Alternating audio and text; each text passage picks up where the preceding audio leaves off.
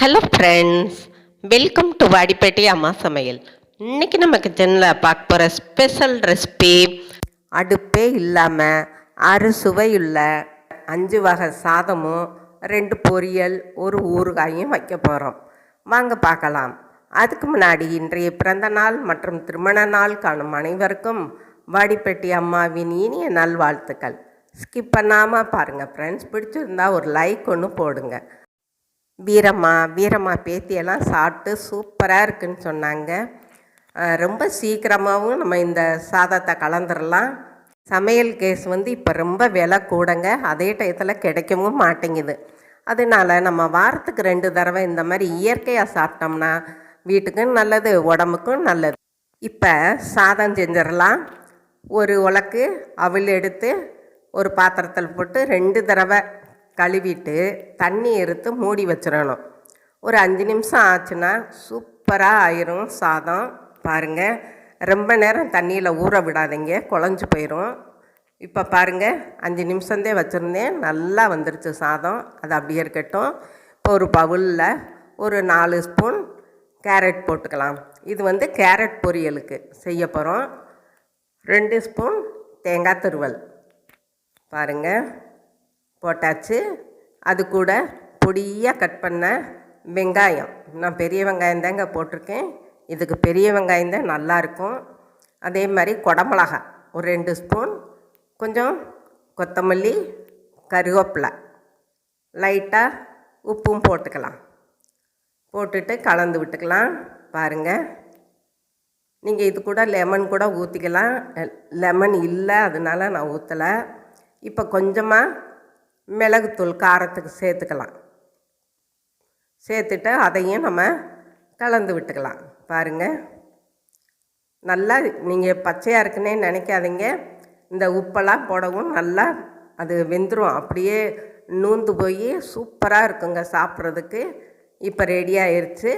இப்போ இன்னொரு பவுலில் வெண்டைக்காய் சேர்த்துக்கலாம். அதுவுமே நான் பொடியாக நறுக்கியிருக்கேன். அது கூட 2 ஸ்பூன் வெங்காயம் சேர்த்துக்கலாம். 1 ஸ்பூன் குடமிளகா. இன்றைக்கி பூரா நான் குடமிளகா தாங்க யூஸ் பண்ணியிருக்கேன், அதே நல்லாயிருக்கும். இப்போ கொத்தமல்லி, மிளகுத்தூள், உப்பு சேர்த்துக்கலாம். சேர்த்துட்டு அதையும் நம்ம கிளறி கொடுத்துக்கலாம். பாருங்கள், கிளறி கொடுத்துட்டு நமக்கு தேவைன்னா தேங்காய் துருவல் போட்டுக்கலாம். நான் தேங்காய் துருவல் போட்டிருக்கேன். உங்களுக்கு வேணாட்டி நீங்கள் ஸ்கிப் பண்ணிடலாம், அதுவும் நல்லாயிருக்கும். பாருங்கள், இப்படி கலந்து மூடி வச்சிட்டோம்னா நல்லா சாஃப்டாயிரும். இப்போ அதையும் ஒரு பவுலுக்கு மாற்றிக்கலாம். வெண்டைக்காய் பொரியல் ரெடி ஆயிடுச்சு. இப்போ மாங்காய், நான் கொஞ்சம் மாங்காயை எடுத்து கட் பண்ணியிருக்கேன் பொடியாக. அதை ஒரு பவுலில் போட்டுக்கலாம். ஊறுகாய் செய்கிறதுக்கு போட்டுட்டு லைட்டாக உப்பு போட்டுக்கலாம். எல்லாத்துலேயுமே லைட்டாக உப்பு போட்டுக்கோங்க, அவ்வளோதான், ரொம்ப போடாதீங்க. இப்போ மிளகாய்த்தூள் கொஞ்சம் போட்டுட்டு கொஞ்சமாக நல்லெண்ணெய், நான் செக்கெண்ணெய் தான் ஊற்றுறேன், நல்லாயிருக்கும். கிளறி கொடுத்துக்குருவோம். கொஞ்சம் பெருங்காயத்தூளும் சேர்த்துக்கலாம். நல்லா கமகமன்னு இருக்கும் ஊறுகாய். பாருங்கள், இந்த மாதிரி கிளறி கொடுத்துட்டு ஒரு பவுலில் எடுத்து வச்சிடலாம். அதுவுமே சாஃப்டாயிரும், சாப்பிட்ற டயத்துக்கு நல்லாயிருக்கும். இப்போ இந்த அவலை கிண்டி பார்த்தா சூப்பராக இருக்குது பார்த்தீங்களா. இதை ஒரு 4 ஸ்பூன் எடுத்துக்கலாம்.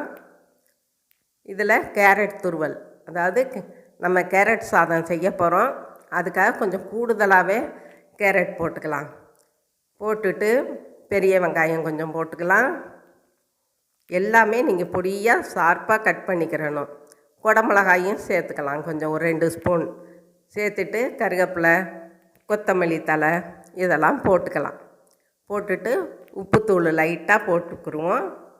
இப்போ மிளகுத்தூளும் சேர்த்துக்கலாம். சேர்த்துட்டு கிளறி கொடுத்துக்குருவோம்.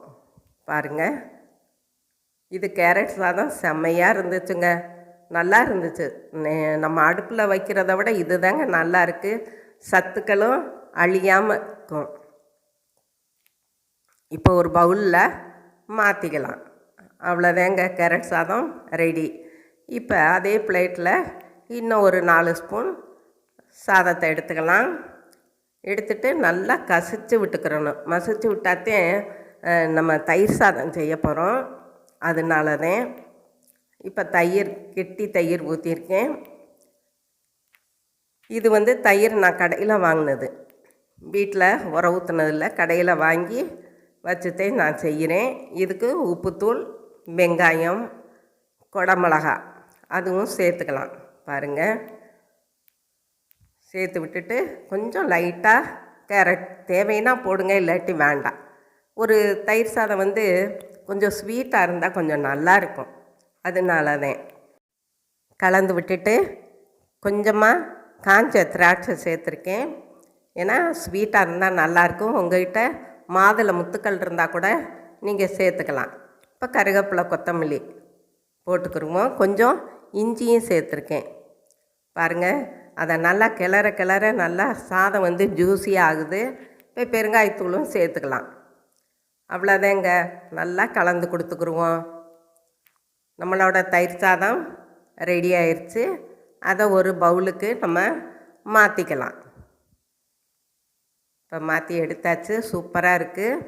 அடுத்து புளியோதரை செய்யலாம். புளியோதரை சாதம், அதுக்கு கொஞ்சமாக புளி ஊற போட்டு நான் 2 காஷ்மீர் வத்தல் போட்டிருக்கேன். போட்டு பேஸ்ட்டாக அரைச்சிட்டு வந்துடுவோம். இப்போ ஒரு பவுலில் ஒரு 4 ஸ்பூன் சாதம் எடுத்துக்கலாம், அதாவது அவல் சாதம். அது கூட இந்த அரைச்ச பேஸ்ட்டு, கொஞ்சம் உப்பு, கொஞ்சம் கொத்தமல்லி, கருவேப்பிலை சேர்த்துக்கலாம். இதுக்கு கொஞ்சம் பெருங்காயத்தூளும் சேர்த்துக்கலாம். சேர்த்துட்டு லைட்டாக எண்ணெய் சேர்த்துக்கிடுவோம். நல்லெண்ணெய் சேர்த்தோம்னா ரொம்ப நல்லாயிருக்கும். சேர்த்து நல்லா கலந்து கொடுத்துக்கலாம். பாருங்கள், இந்த மாதிரி. இப்போ கொஞ்சமாக மஞ்சத்தூள் சேர்த்துக்கலாம். கலர் இல்லாமல் இருந்துச்சு, ஆனால் மஞ்சத்தூள் வாடை அடிக்காது. ஏன் அடிக்காதுன்னா கொஞ்சமாக எண்ணெய் சேர்த்துருக்கோம் இல்லையா, அதனால வாடை அடிக்காது. இப்போ இது கூட லைட்டாக நான் முந்திரி போட்டிருக்கேன். வேர்க்கடலை இருந்தாலும் நீங்கள் அது கூட சேர்த்துக்கலாம், ரொம்ப நல்லாயிருக்கும். வேர்க்கடலை இல்லாதனால நான் முந்திரி சேர்த்துருக்கேன். இப்போ அதையும் ஒரு பவுலுக்கு மாற்றிடலாம். ரெடி ஆயிடுச்சு புளியோதரை. இப்போ அதே பவுலில் ஒரு 4 ஸ்பூன் சாதம் எடுத்துக்கலாம், அவல் சாதம். பாருங்கள், இந்த மாதிரி எடுத்துட்டு கொஞ்சம் மாங்காய் சாதம் செய்ய போகிறோம். அதனால் கொஞ்சம் திருவின மாங்காய் எடுத்துக்கிடுவோம். அது கூட கொஞ்சம் பெருங்காயத்தூள் சேர்த்துட்டு கொத்தமல்லி தழை அதையும் சேர்த்துக்கலாம். கருவேப்பிலை கொஞ்சம் சேர்த்தாச்சு. இப்போ கொஞ்சமாக இஞ்சி சேர்த்துக்கிடுவோம். குடமிளகாயும் சேர்த்தாச்சு. சேர்த்துட்டு நல்லா கலந்து கொடுத்துக்குருவோம். பாருங்கள், இப்போ நல்லா கலந்தாச்சு. இது கூட நம்ம காரத்துக்கு கொஞ்சமாக மிளகுத்தூள் சேர்த்துட்டு கலந்து விட்டுக்குருவோம். இப்போ நம்ம மாங்காய் சாதம் ரெடி ஆயிடுச்சு. ஒரு பவுலுக்கு மாற்றிக்கிடலாம். பாருங்கள், இப்போ நல்லா அந்த சாதத்தில் கொஞ்சம் நல்லா மசிச்சு விட்டுட்டு இந்த பவுலில் எடுத்துக்கலாம். இது வந்து சக்கரை பொங்கல் செய்கிறதுக்கு. இப்போ நான் வந்து வெல்லம் தட்டி போட்டிருக்கேன்.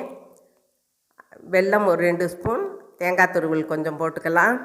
ஏலக்காய் பொடியும் சேர்த்துக்குருவோம். சேர்த்துட்டு நல்லா பிசைஞ்சு விடுவோம். ஃபஸ்ட்டு ட்ரையாக இருக்கும். அந்த வெல்லம் சேர்த்ததுனால கொஞ்சம் நேரம் ஆக ஆக நல்லா கொஞ்சம் லூஸ் கொடுக்கும். நெஜ பொங்கலை விட சூப்பராக இருந்துச்சுங்க. கொஞ்சம் நெய் சேர்த்துக்கலாம், அப்போத்தே அந்த வாடை சும்மா கமகமன்னு இருக்கும். நெய்யும் சேர்த்துக்கலாம். இப்போ அது கூட கொஞ்சம் முந்திரி, கொஞ்சம் திராட்சை போட்டோம்னா இன்னும் நல்லாயிருக்கும். போட்டு கலந்துக்கிடுவோம். பாருங்கள், இப்போ நம்மளோட சக்கரை பொங்கல் ஜம்முன்னு ரெடி ஆயிடுச்சு. அதையும் நம்ம எடுத்து வச்சுக்கலாம். பாருங்கள், இப்போ இதுவும் ரெடி ஆயிடுச்சு. இப்போ எல்லாத்தையும் நம்ம ஒரு பிளேட்டில் வைக்கலாம். ஃபஸ்ட்டு சக்கரை பொங்கல், 2வது கேரட் சாதம், 3வது புளியோதரை, 4வது மாங்காய் சாதம், 5வது தயிர் சாதம், இப்போ கேரட் பொரியல், வெண்டைக்காய் பொரியல், இப்போ கடைசியில் மாங்காய். செம்ம சாப்பாடுங்க. சும்மா எல்லாம் ஜம்முன்னு ரெடி ஆயிடுச்சு பாருங்கள். அதை இப்போ பிளேட்டில் வைக்கலாம். ஃபஸ்ட்டு பொங்கல் வச்சுக்கலாம். 2வது மாங்காய் சாதம். பார்க்கவே கலர்ஃபுல்லாக இருக்குங்க. நீங்கள் இந்த மாதிரி நீங்கள் செஞ்சு சாப்பிட்டு பாருங்கள். நீங்கள் கேஸே பற்ற வைக்க மாட்டீங்க. அழகாக சிம்பிளாக நம்ம மாட்டுக்கு செஞ்சு சாப்பிட்டு போய்கிட்டே இருக்கலாம். சத்துக்களும் நிறைய நமக்கு கிடைக்கும். வேக வச்சு சத்துக்கள் பூரா போயிடுது.